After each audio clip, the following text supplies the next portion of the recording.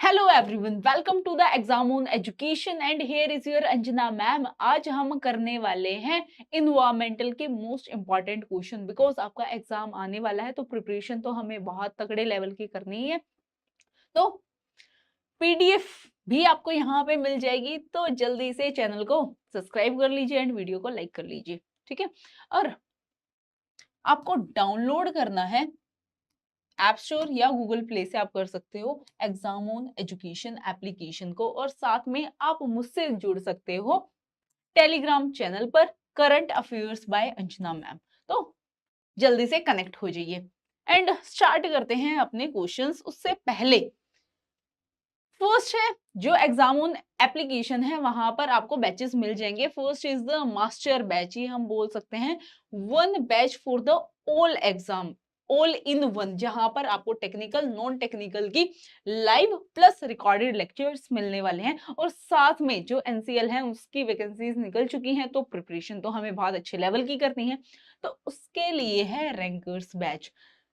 Technical plus non technical की सारी आपको लाइव और रिकॉर्डेड क्लासेस मिल जाएंगी। और जो बैच है वो स्टार्ट हो चुका है 28 फरवरी से, तो जल्दी जाकर एनरोल कर लीजिए और एप्लीकेशन को डाउनलोड कर लीजिए।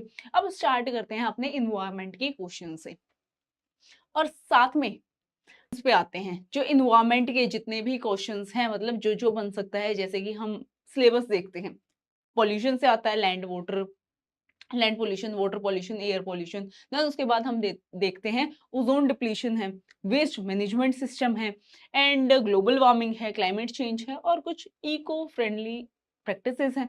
तो आज हम उन्हीं पे ही बेस्ड क्वेश्चन करने वाले हैं और साथ में कंसेप्ट समझने वाले हैं। First is in which layer of the atmosphere is the protective ozone layer found. वायुमंडल की किस परत में सुरक्षात्मक ओजोन परत पाई जाती है? तो ऑप्शंस दे रखे हैं, troposphere, stratosphere, mesosphere and ionosphere. अब आपको पता होना चाहिए कि जो ओजोन है, ओजोन मतलब कि O3,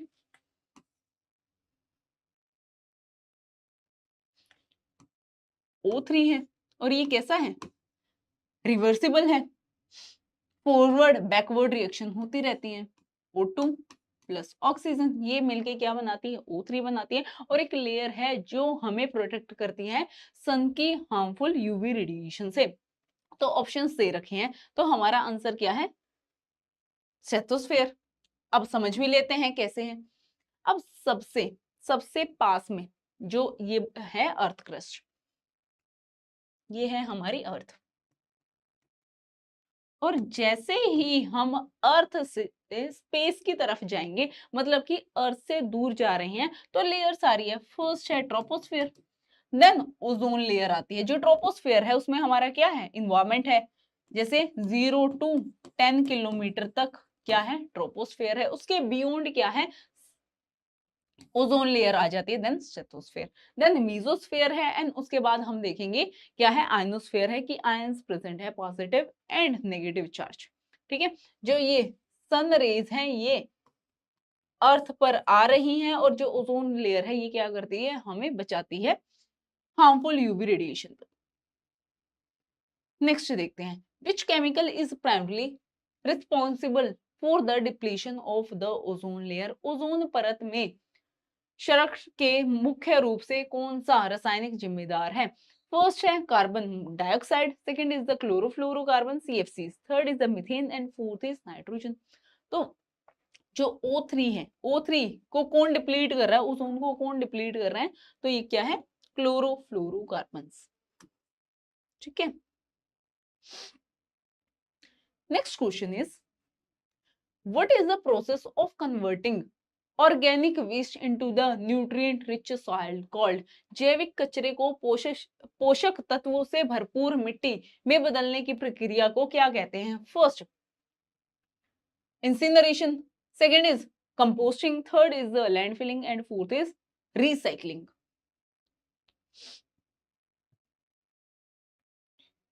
तो आंसर क्या है इसमें? क्या है कि ऑर्गेनिक वेस्ट है।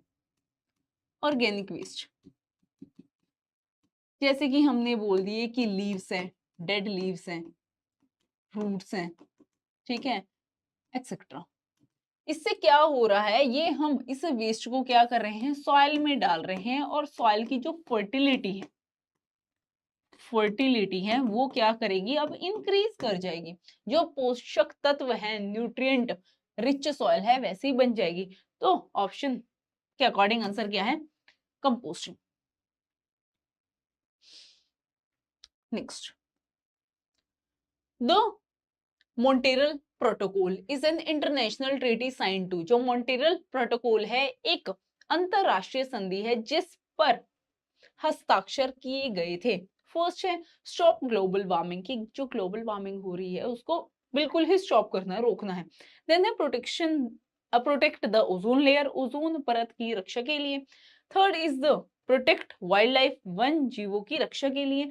And D is control water pollution, जल प्रदूषण को नियंत्रित करने के लिए। तो जो मोंटेगो प्रोटोकॉल है वो किसके लिए थी, ओजोन डिप्लीशन के लिए थी। और ये बोला गया था जो क्लोरोफ्लोरोकार्बन यूज कर रहे हैं उसको रिड्यूस करें, जैसे रेफ्रिजरेटर है, एसीज है, इनसे क्या एक्सक्रीट आउट हो रही थी, इवोल्व हो रही थी सीएफसी, तो उसको हटाने के लिए। और उसकी जगह कौन सा एलिमेंट यूज किया था, हाइड्रोजन, जिससे कि जो ओजोन डिप्लीशन है वो ना हो।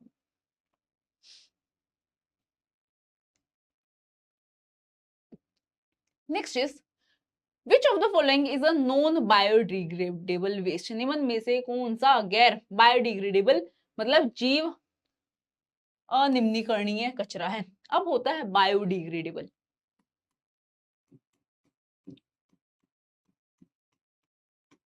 बायोडिग्रेडेबल का मतलब है जो बायो मतलब कि ऑर्गेनिज्म है, वो इसको क्या कर देंगे, डिस्ट्रॉय कर देंगे। ये क्या कर देंगे, ये डाइजेस्ट कर लेंगे। जैसे कि मैंने बोला वेजिटेबल पील है,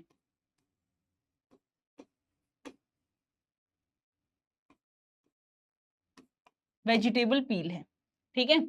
आपने कोई भी सब्जी काटी और जो उसके छिलके थे मतलब जो कचरा था एक्स्ट्रा, वो आपने कहीं पे मिट्टी में ही डाल दिया, ठीक है। आप 3-4 दिन बाद देखोगे वो खुद ही गायब हो जाएगा। इसका मतलब क्या है, जो छोटे छोटे माइक्रो ऑर्गेनिज्म है, ठीक है, ऑर्गेनिज्म मतलब कि जो छोटे छोटे माइक्रो ऑर्गेनिज्म है वो क्या कर लेंगे, इनको डाइजेस्ट कर लेंगे, ठीक है। बट इनमें से नॉन बायोडिग्रेडेबल का मतलब है जो छोटे ऑर्गेनिज्म है ये इनको खा नहीं सकते। तो ऑप्शन देखते हैं पेपर, ये तो गायब हो जाएगा 2-3 दिन बाद हम देखेंगे, या 10-15 दिन बाद देखेंगे तो ये जो छोटे छोटे माइक्रो ऑर्गेनिज्म है इसको खा लेंगे। देन फ्रूट पील, देन प्लास्टिक बोतल। अब जो प्लास्टिक बोतल है वो डाइजेस्ट नहीं होती, तो इसका आंसर क्या है, प्लास्टिक की बोतलें and cotton cloth. Cotton cloth भी क्या हो जाता है, टाइम टू टाइम वो बिल्कुल फट जाता है, लाइक डिस्ट्रॉय हो जाता है, डिस्ट्रॉयबल है, वो बायोडिग्रेडेबल है, ठीक है। Next question is what does the term carbon footprint represent. Carbon footprint शब्द क्या दर्शाता है। फर्स्ट है the amount of coal in a mine, खदान में कोयले की मात्रा। सेकंड है total green house gas emission by an individual और एंटिटी, किसी व्यक्ति या संस्था द्वारा कुल ग्रीन हाउस गैस उत्सर्जन। Then C is the size of the carbon atom, carbon परमाणु का आकार। And D is the weight of the tree, एक पेड़ का वजन। अब बात की जा रही है कार्बन फुटप्रिंट की। कार्बन फुटप्रिंट का मतलब है कि कोई भी इंडिविजुअल है, ठीक है, ये है, या कोई भी एक फैक्ट्री है, ठीक है, ये मैंने बोल दिया दिस इज द फैक्ट्री, और ये क्या कर रही है, एमिशन कर रही है, ठीक है, ये एमिशन कर रही है। तो अब ये कोई एक इंडिविजुअल भी हो सकता है या कोई ऑर्गेनाइजेशन मतलब एंटिटी भी हो सकती है जो क्या कर रही है, ग्रीन हाउस एमिशन कर रही है, ठीक है। तो अभी हम देख लेते हैं कौन कितना कर रहा है। कार्बन फुटप्रिंट सबसे पहले बात करते हैं, सबसे पहले हम बात करते हैं कि जो बिल्डिंग्स है, बिल्डिंग्स कंस्ट्रक्शन होती है तो कार्बन एमिशन होता है। तो 6.4, इंडस्ट्रीज हैं 20%। अब तक हम बोल रहे हैं इंडस्ट्री सबसे ज्यादा कर रही है। देन रोड ट्रांसपोर्टेशन, आपको पता है व्हीकल्स है वो चल रही हैं, कार्बन तो एमिट करते हैं ना, इसलिए बोलते हैं ना कि हमें क्या यूज करनी चाहिए, पब्लिक ट्रांसपोर्ट यूज करना चाहिए रेदर देन पर्सनल ये कितना कर रहा है, 10% कर रहा है। Then other energy 9.6, agriculture 15%, electricity and heat, electricity कैसे जनरेट हो रही है, कोयले से, ठीक है, कोल बेस्ड, तो 18%, land use change and the forestry 9% and other आपको दिख रहा है, ठीक है। तो इसको हम बोल रहे हैं फुटप्रिंट की कौन कितना कितना कार्बन एमिशन कर रहा है। Next, which are of the 5 R's, अब हमें पता है 5 आर होते हैं, ठीक है, ऑफ इन्वायरमेंट।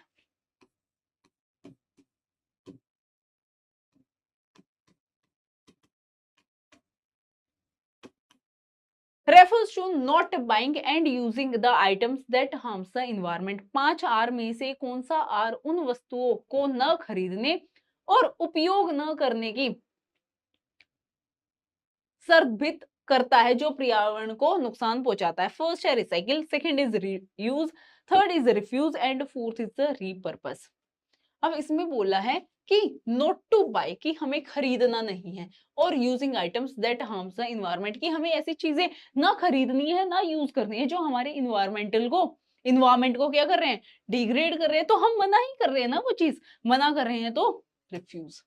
अब आप मुझसे पूछोगे कि मैम ये 5 आवर्स कौन से हैं इन्वायरमेंट के, तो चलिए देखते हैं। फर्स्ट है रिफ्यूज, कि हम मना ही कर दे, हमें जो जस्ट लाइक प्लास्टिक बोटल्स है, हम साफ मना कर दे कि हमें नहीं चाहिए, ठीक है, या हम अपनी पर्सनल बोतल यूज करेंगे, या जो पेपर वाली होती हैं हम वो यूज करेंगे। देन है रिड्यूस, कि ठीक है हमें यूज करना पड़ रहा है, हम उसको कम क्वांटिटी में यूज करेंगे, ये नहीं है कि रिक्वायरमेंट एक की थी और हमने 2-3 यूज कर ली है, ठीक है। देन रीयूज, रीयूज का मतलब है कि एक कोई बोतल ही थी, ठीक है, आपने एक बार यूज की फेंक दी, ठीक है, तो जो सिंगल यूज वाली एंटिटी है हमें वो यूज ही नहीं करनी, मतलब रीयूज, चीजों को रीयूज करना है। देन रीपर्पस, रीपर्पस का भी मतलब है कि हम उसको दोबारा से उसी पर्पस के लिए रीयूज कर सकते हैं। देन रिसाइकलिंग, ठीक है,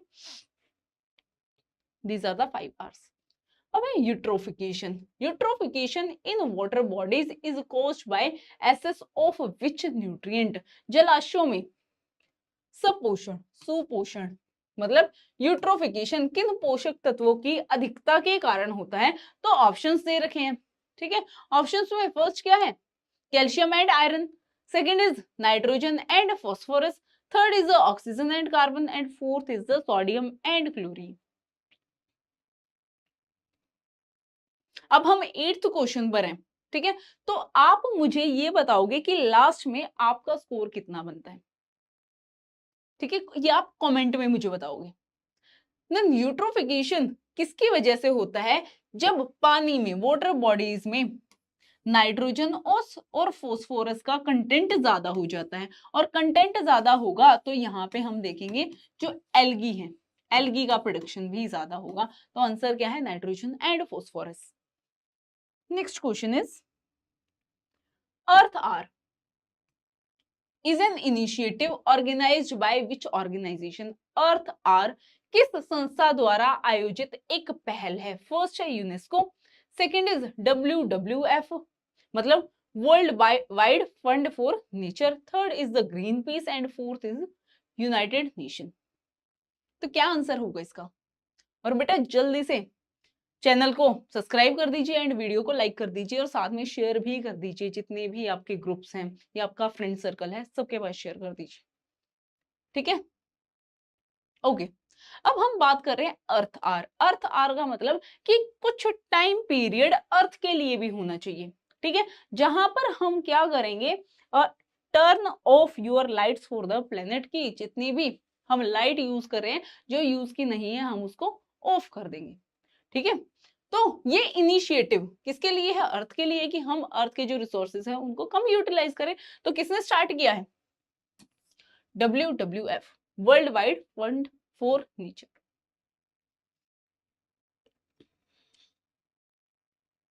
next question is which of the following is a clean energy source? निम्नलिखित में से कौन सा स्वच्छ ऊर्जा स्रोत है? फर्स्ट है कोल, कोयला, second is petrol, third is the solar energy and fourth is natural gas. अब यहाँ पे क्लीन एनर्जी पूछा गया है। अब आप बोलोगे कोयला तो नहीं है। ये क्या करता है? कार्बन एमिशन करता है। ठीक है, बहुत सारे डिफरेंट डिफरेंट टाइप का होता है ना, एंथ्रासाइट है, बिटुमिनियस है। ठीक है, तो कोयला नहीं। पेट्रोल है, पेट्रोल भी क्या है? क्लीन एनर्जी तो नहीं है। देन उसके बाद बात आती है नेचुरल गैस की एंड सोलर एनर्जी। तो इसमें से आंसर क्या है? Solar energy. Next, the environmental protection act in India was enacted in which year? भारत में पर्यावरण संरक्षण अधिनियम किस वर्ष लागू किया गया था? इन्वायरमेंट प्रोटेक्शन एक्ट कब आया था? 1986 में। कि हम क्या करेंगे? इन्वायरमेंट को प्रोटेक्ट करेंगे।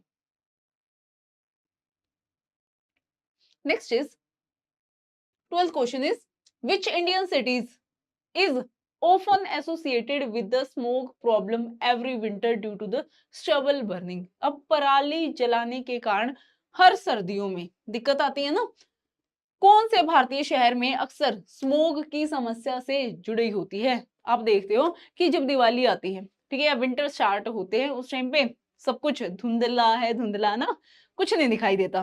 किसकी वजह से? ये नहीं है कि एकदम से विंटर आ गई, ठीक है, कि कोहरा छा गया है, नहीं, वो क्या होता है? पोल्यूशन होता है। तो ऑप्शन दे रखे हैं मुंबई, दिल्ली, बेंगलुरु, चेन्नई। तो आंसर क्या है? आप सभी को पता है क्या है? दिल्ली। दिवाली के बाद कुछ भी नहीं दिखता है, और दिवाली के आसपास मतलब जो भी एनसीआर वाला रीजन है, वहां पे बच्चों की छुट्टियां हो जाती हैं, जो कॉलेजेस हैं वो बंद हो जाते हैं, स्कूल बंद हो जाते हैं, ऑनलाइन क्लासेस चलती है बच्चों की। ठीक है, बिकॉज जो हवा है वो बहुत जहरीली होती है।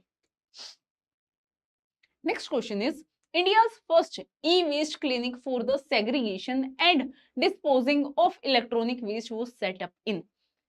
इलेक्ट्रॉनिक कचरे को अलग करने और निपटाने के लिए भारत का पहला ई कचरा क्लिनिक कहाँ स्थापित किया गया है? इसमें क्या कर रहा है? सेग्रीगेशन किया जा रहा है। ई वेस्ट क्लिनिक किसका? इलेक्ट्रॉनिक वेस्ट का। ऑप्शन दे रखे हैं इंदौर, भोपाल, पुणे एंड हैदराबाद। ये आप मुझे बताओगे क्या आंसर है इसका?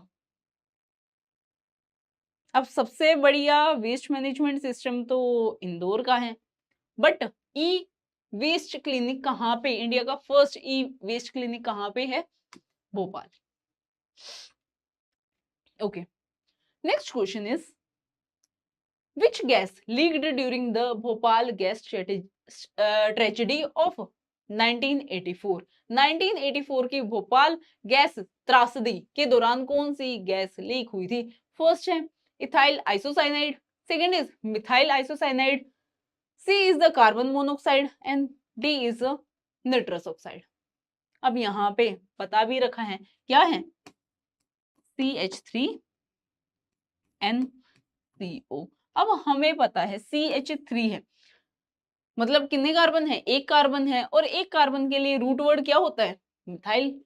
ठीक है, और दो कार्बन होते हैं, यहाँ पे C1 है, ठीक है, तो मिथ। 2 होते तो इथ, और 3 होते तो प्रोप, और 4 होते तो ब्यूट। ठीक है, तो CH3NCO है तो क्या है? Methyl isocyanide. Next question is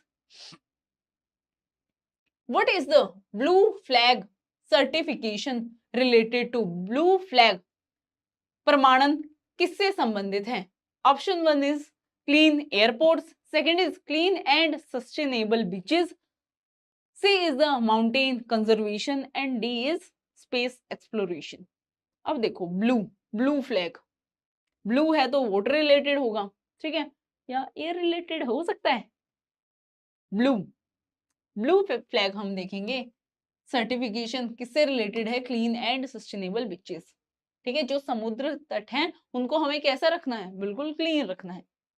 इससे रिलेटेड आगे एक और क्वेश्चन है, ठीक है, कचरा क्या कर देते हैं? पानी में बहा देते हैं, वो पानी में भी तो कहीं पे इकट्ठा होगा वो सारा डेब्रिस। ठीक है, नेक्स्ट क्वेश्चन आएगा, which of the following, next question is which of the following is an in situ method of biodiversity conservation? निम्नलिखित में से कौन सा जीव जैव विविधता संरक्षण का स्वस्थानी मतलब इन सीटू तरीका है? ऑप्शन दे रखे हैं, biological park, second is botanical garden, C is natural park and D is wild life safari park, not wild life sanctuaries. अब देखो इन सीटू का मतलब होता है इन सीटू कंजर्वेशन।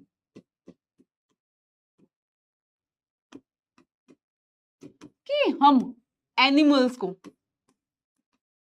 कहीं बाहर नहीं लेके जा रहे, उनके जो नेचुरल हैबिटेट है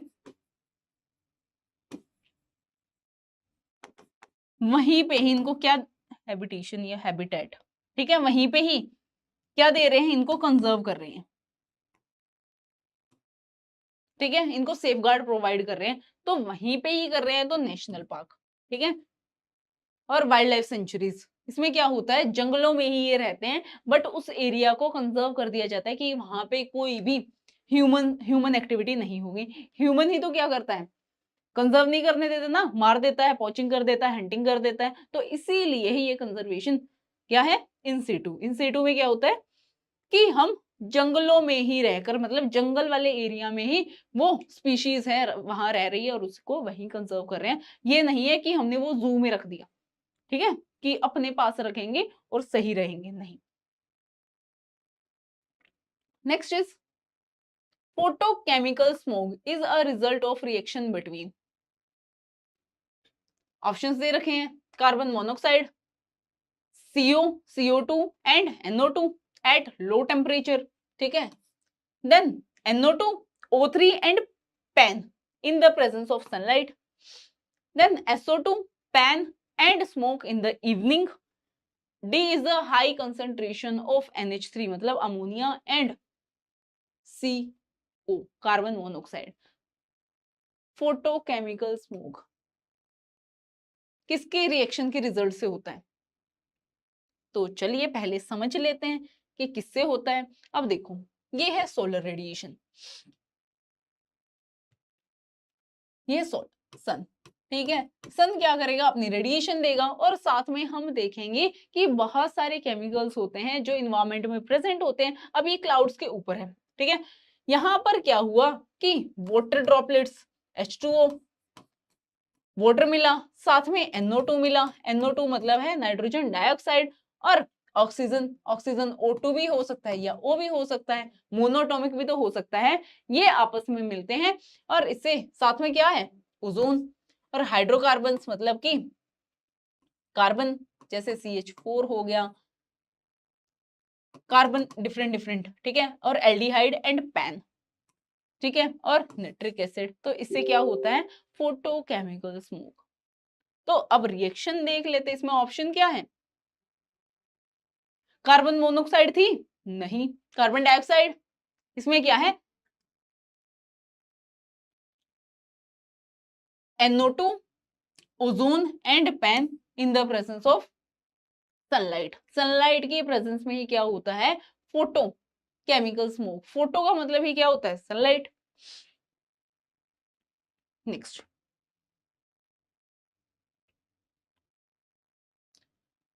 next question is under the Indian constitution the right to clean environment is a part of, भारतीय संविधान के तहत स्वच्छ पर्यावरण का अधिकार किसका हिस्सा है। अब देखो दिल्ली में इशू होता है दिवाली के टाइम पे, या हम बोल सकते हैं जब विंटर स्टार्ट होता है उस टाइम पे, ठीक है, तो डायरेक्ट वो केस है वो सुप्रीम कोर्ट चला जाता है। उसका रीजन है क्योंकि हमारा जो बेसिक राइट है मतलब हमारा फंडामेंटल राइट है वो इन्फ्रिंज हो जाता है, और जब हमारे फंडामेंटल राइट इन्फ्रिंज होंगे हम डायरेक्ट सुप्रीम कोर्ट या हाई कोर्ट जा सकते हैं, ठीक है, इसलिए जो केस है वो सबऑर्डिनेट कोर्ट मतलब कि डिस्ट्रिक्ट सॉरी डिस्ट्रिक्ट कोर्ट में नहीं जाता, डायरेक्ट कहाँ चला जाता है, सुप्रीम कोर्ट में, बिकॉज वो हमारे फंडामेंटल राइट से रिलेटेड है। अब हम बात कर रहे हैं इनमें से कौन सा है। अब आर्टिकल 14 किसकी बात करता है, इक्वालिटी की। आर्टिकल 19 क्या है, freedom, freedom of speech and expression. Then article 25 क्या है, रिलीजन, ठीक है, तो राइट टू क्लीन इन्वायरमेंट किसके अंडर आता है? आर्टिकल 21, कि हमें right to life with dignity, और लाइफ इसमें आ रही है आर्टिकल 21 में। कैसी लाइफ आ रही है? ऐसी बेयर मिनिमम नहीं, हमें कैसी लाइफ चाहिए? बहुत अच्छी चाहिए, जहां पर अच्छा खाना हो, अच्छी हवा हो, अच्छा पानी हो, ठीक है, और हमें पूरी आजादी हो। नेक्स्ट क्वेश्चन देखते हैं। What is the main component of biogas? Biogas का मुख्य घटक क्या है? Ethane, methane, propane and hydrogen. तो क्या होगा इसका आंसर? जल्दी बताइए।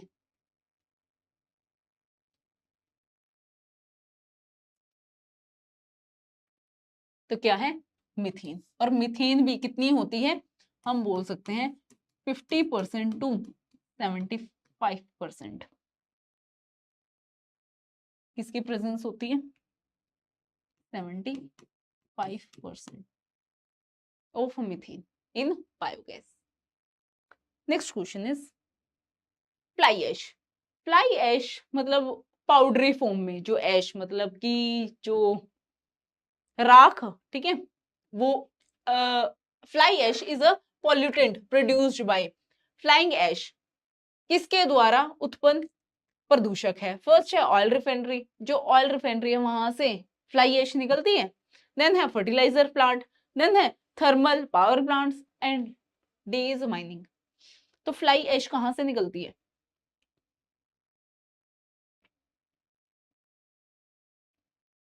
आप गांव से होगे, ठीक है, तो आपको पता होगा जो जहां पे खाना बनता है मतलब चूल्हा, ठीक है, वहां पे जो भी लाइक प्रोसीजर है, लास्ट में क्या होती हैं? एशेज होती हैं। तो कैसे? यहाँ पे इनमें से किसमें है? Thermal power plant. Heat generation होगा, और हीट जनरेशन होगा तो हम देखेंगे कि बाय प्रोडक्ट, मतलब बाय प्रोडक्ट क्या निकलेगा? फ्लाइंग ऐश।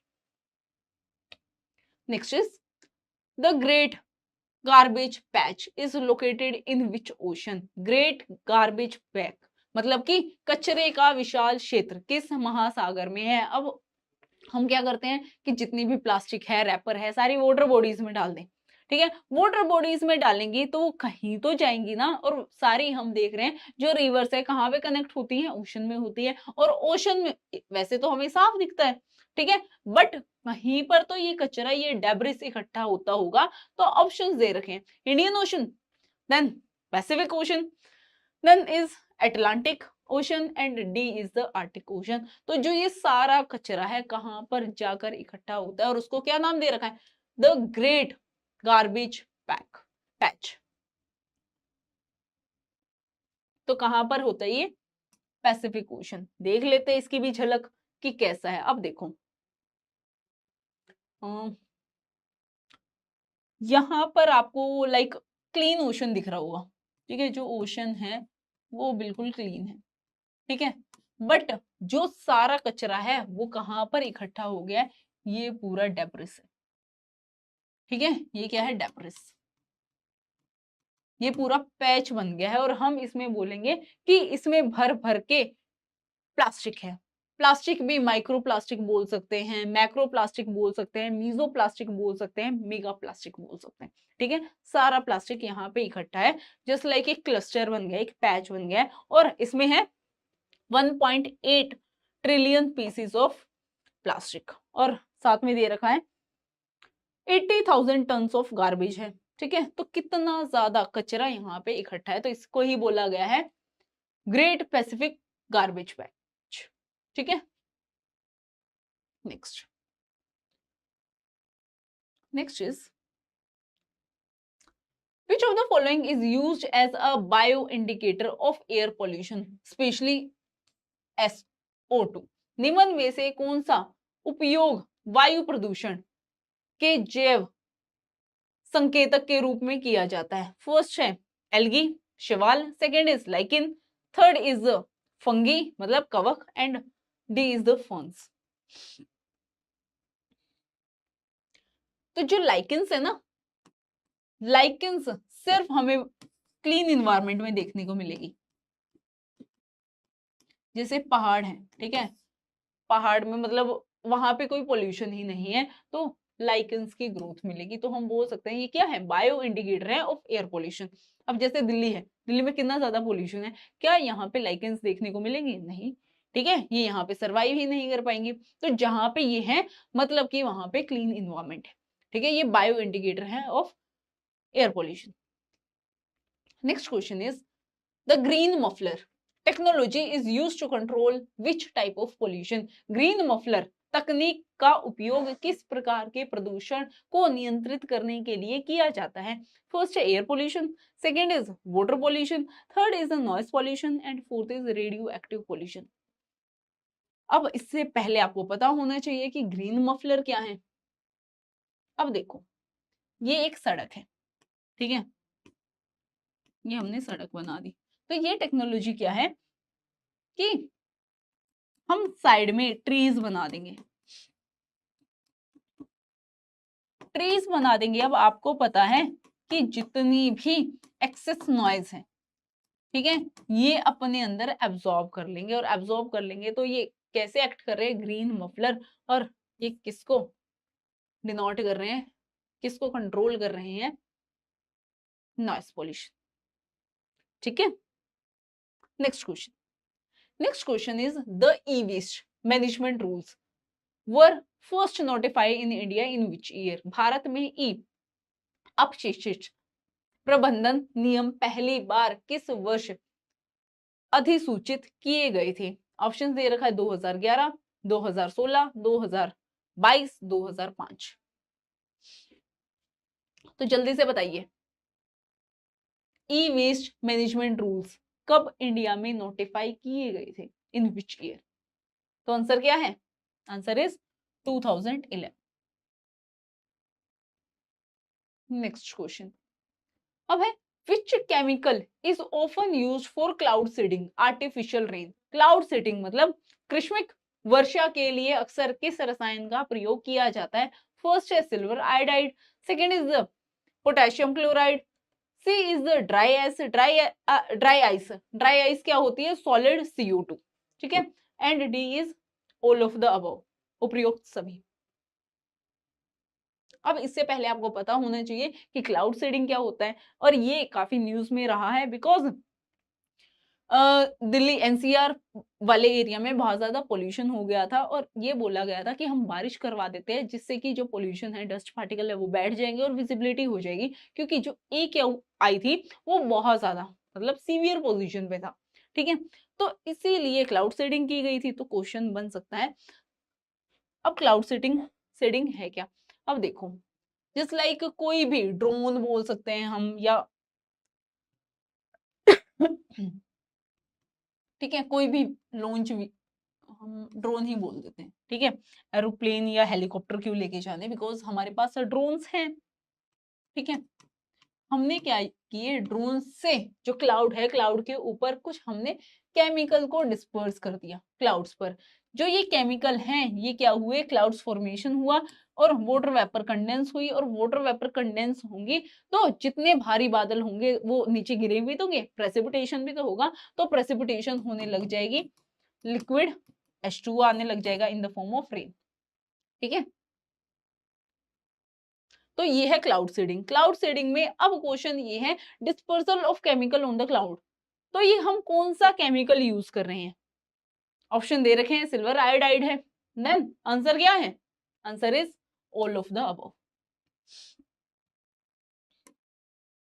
अब आप मुझे कमेंट सेक्शन में बताइए कि आपके कितने आंसर करेक्ट रहे हैं, आपका कितना स्कोर रहा है, और चैनल को सब्सक्राइब कर दीजिए एंड वीडियो को लाइक एंड शेयर। ठीक है, जितने भी आपके ग्रुप्स हैं सब में शेयर कर दीजिए, और मुझसे जुड़ने के लिए डाउनलोड कीजिए